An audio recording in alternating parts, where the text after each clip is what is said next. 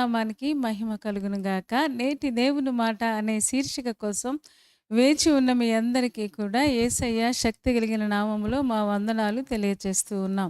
బాగున్నారా? దేవుని మహాకృప, ఆయన మహా కనికరాన్ని బట్టి మనందరం ఈ విధంగా కలుసుకోవడానికి దేవుడెంతో దయ చూపించారు. ఆ గొప్ప దేవునికి మహిమ కలుగును గాక. మరి నేటి దేవుని మాట అనే ఈ శీర్షికలో ఈరోజు దేవుడు మనకివ్వబోతున్న మాటను ఒక్కసారి మనం చూద్దాం. పేతురు రాసిన మొదటి పత్రిక 5వ అధ్యాయము 8వ వచనం చదువుతూ ఉన్నాను. మీరు కూడా ఒక్కసారి చూడండి. నిబ్బరమైన బుద్ధి గలవారై మెలకువగా ఉండుడి. మీ విరోధి అయిన అపవాది గర్జించు సింహము వలె ఎవరిని మృంగుదునా అని వెదుకుచు తిరుగుచున్నాడు అని పేతురు సంఘాన్ని హెచ్చరిస్తూ ఉన్నాడు. ఎవరైతే యేసు ప్రభువుని సొంత రక్షకుడిగా అంగీకరించి బాప్తిసం తీసుకుని సంఘములో చేర్చబడ్డారో వారందరికీ ఒక మంచి హెచ్చరిక ఏంటి అంటే, ఆ విశ్వాసులందరూ కూడా నిబ్బరమైన బుద్ధి కలిగి ఉండాలని, అంత మాత్రమే కాదు మెలకువగా ఉండాలని హెచ్చరిస్తూ ఉన్నాడు. ఒకవేళ అలాగ లేకపోతే ఆ సాతానుడికి ఆ విషయాలు తెలిసి వెంటనే వాడు మనల్ని పడగొట్టడానికి ప్రయత్నం చేస్తాడన్న విషయాన్ని పేతురు గారు చెప్పకనే చెబుతూ ఉన్నారు. ఎవరికైతే నిబ్బరమైన బుద్ధి ఉండదో, అంటే ఆ చంచలత్వం కలిగి ఉంటారో, స్థిరమైన బుద్ధి ఉండదో అలాంటి వారిని సాతానుడు వెదుకుచూ తిరుగుతున్నాడంట. అంటే ప్రతి ఇంటికి వాడు వెతుకుతూ ఉన్నాడు, ప్రతి ఇంటిని చూస్తూ ఉన్నాడు, ప్రతి విశ్వాసిని గమనిస్తూ ఉన్నాడు. ఏ విశ్వాసి దగ్గర ఏ పొరపాటు వస్తుందో, ఏ విశ్వాసి ఏ విషయంలో బలహీనుడో ఇవన్నీ వాడికి కూడా కొంత తెలుస్తుంది కదా. వాడు పరిశీలించి తెలుసుకొని ఏదోలాగా పడగొట్టాలని ప్రయత్నం చేస్తూ ఉన్నాడు. అందుకని ఆయన ఏం చెప్తున్నాడంటే, స్థిరమైన బుద్ధి కలిగి ఉండండి. అంత మాత్రమే కాదు, మీరు మెలకువగా ఉండండి. అంటే ఏ సమయంలో ఎలాంటి ఉపద్రవం వస్తుందో, ఏ సమయంలో సాతానుడు ఎలాగా పడగొట్టేస్తాడో, కాబట్టి జాగ్రత్తగా మెలకువగా రక్షించబడిన వారముగా సాతానుడికి అవకాశం ఇవ్వకుండా ఉండాలని పేతురు గారు హెచ్చరిస్తున్నారు. నిజమే, చాలాసార్లు మన విశ్వాస జీవితంలో మనందరం కూడా కొన్నిసార్లు తెలియకుండానే చంచలత్వానికి గురయ్యాం.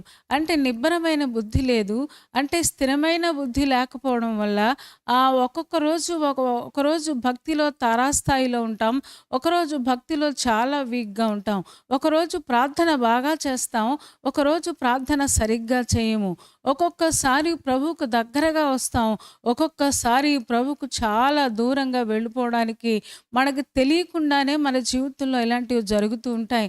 అందుకనే విశ్వాసికి మెలకువ అవసరం, విశ్వాసికి స్థిరమైన బుద్ధి అవసరం.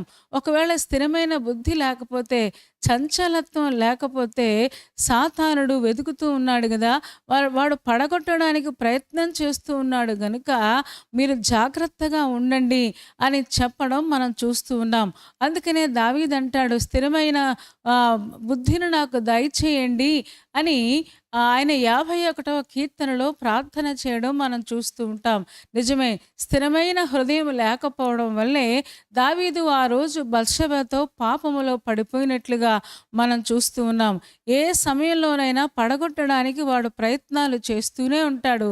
కానీ మనము విశ్వాసము ద్వారా స్థిరమైన బుద్ధిని కలిగిన వారమై చంచలత్వం లేకుండా, నేను నమ్మిన దేవుడు శక్తిమంతుడని, నేను నమ్మిన దేవుడు అద్భుతాలు చేసేవాడని, నేను నమ్మిన దేవుడు గొప్పవాడన్న ఆ విశ్వాసముతో భక్తి జీవితంలో మనం ముందుకు సాగగలిగితే విశ్వాసమే మనకు స్థిరమైన బుద్ధిని అనుగ్రహిస్తుంది.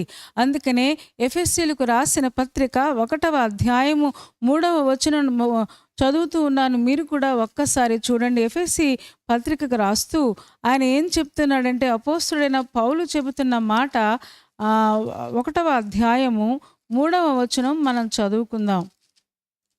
ఆ 3వ వచనంలో, మన ప్రభు అయిన యేసు క్రీస్తు యొక్క తండ్రి యగు దేవుడు స్తుతింపబడునుగాక.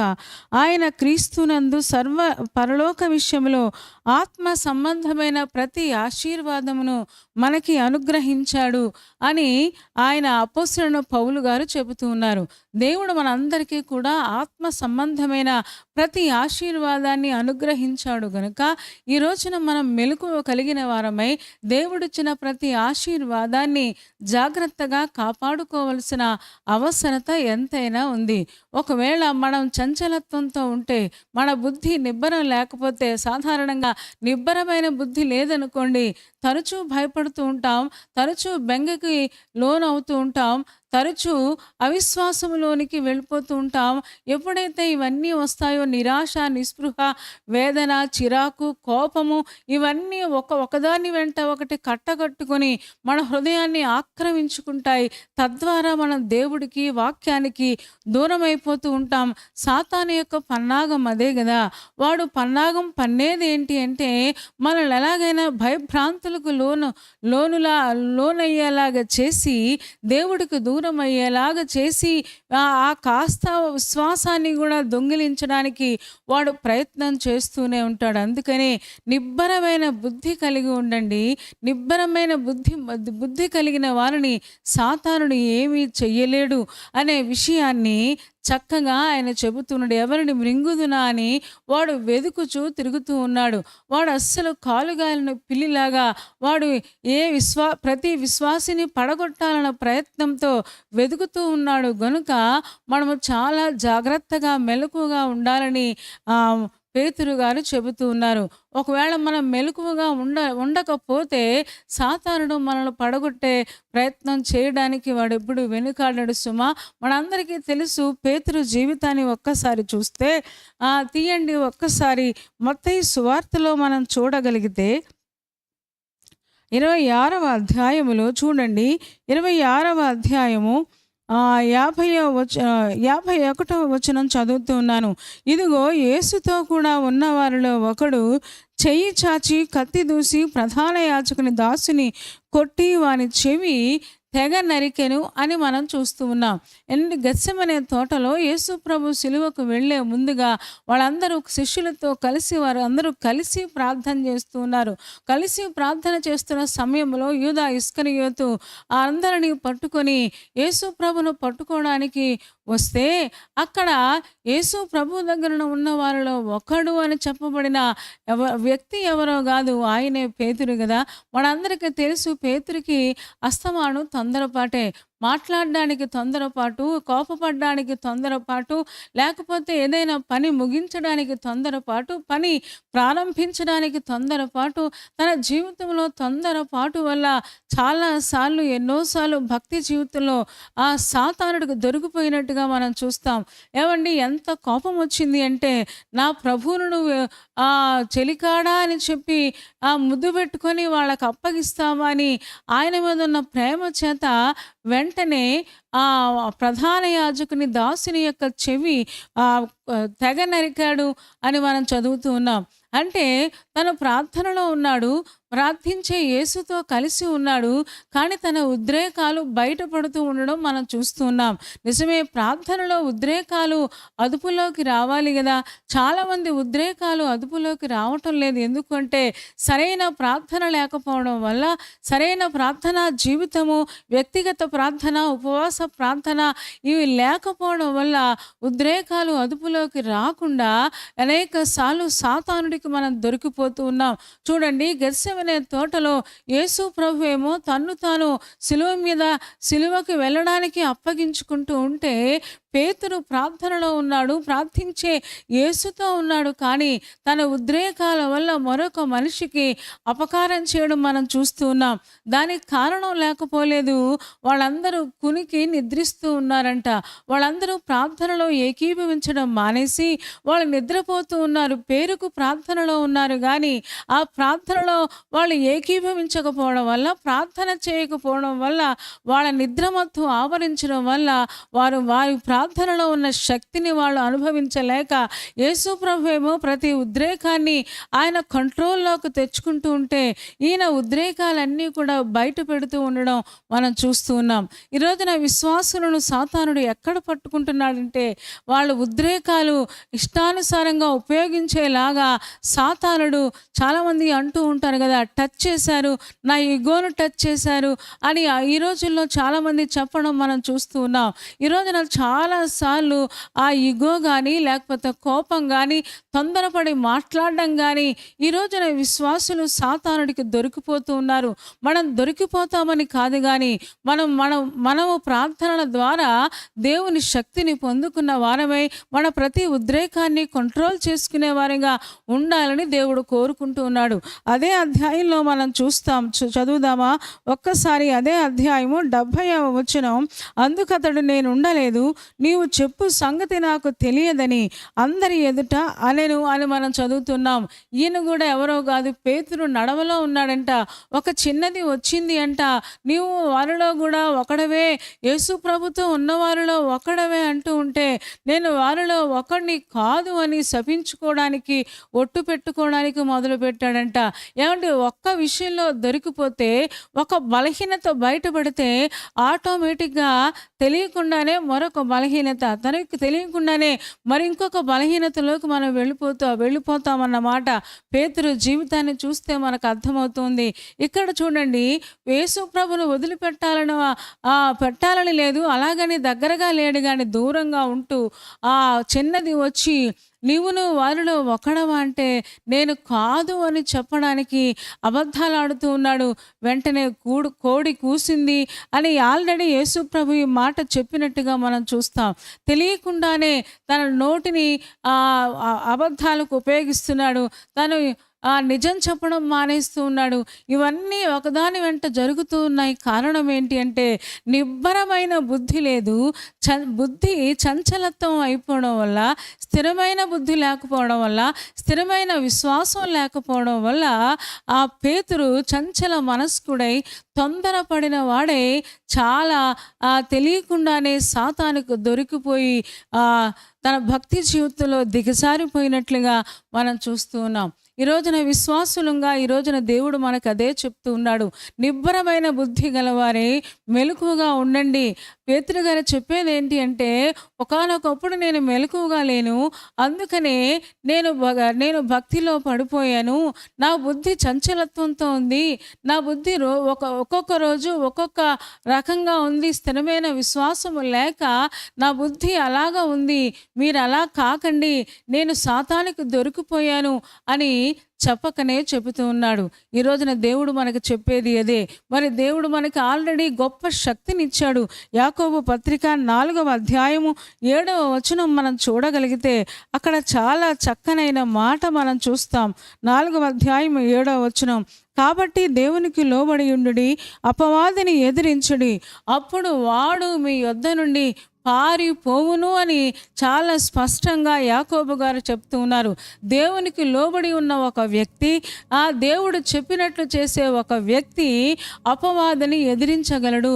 ఎదిరించడానికి శక్తి సరిపోద్ది. ఈ రోజున అంత గొప్ప శక్తి మనకు కావాలి అంటే తప్పకుండా దేవునికి మనం లోబడవలసిన వారమై ఉన్నాం.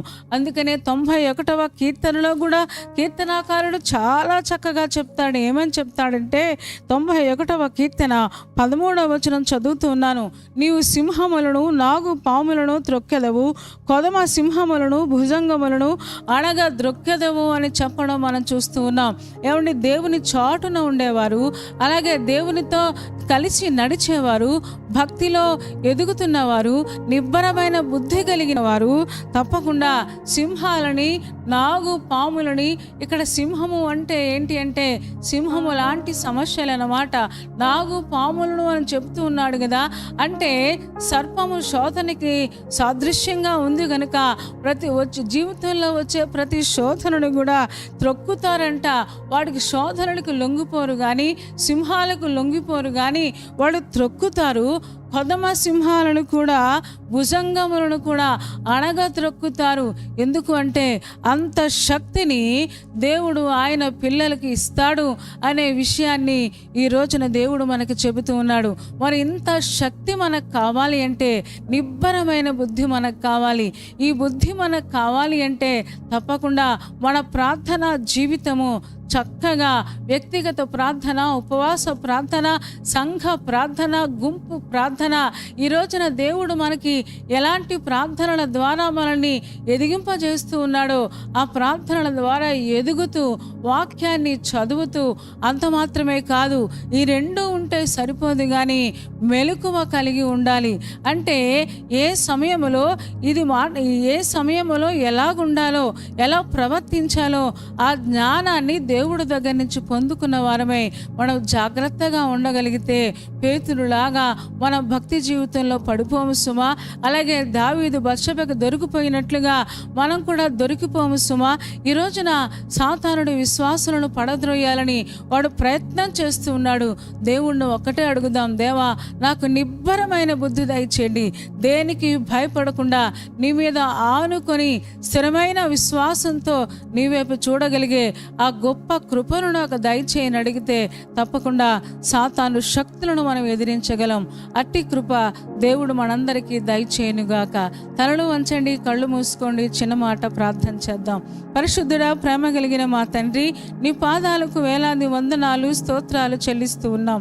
నువ్వెంత మంచి దేవుడవు, ఎంత ప్రేమ కలిగిన దేవుడవు.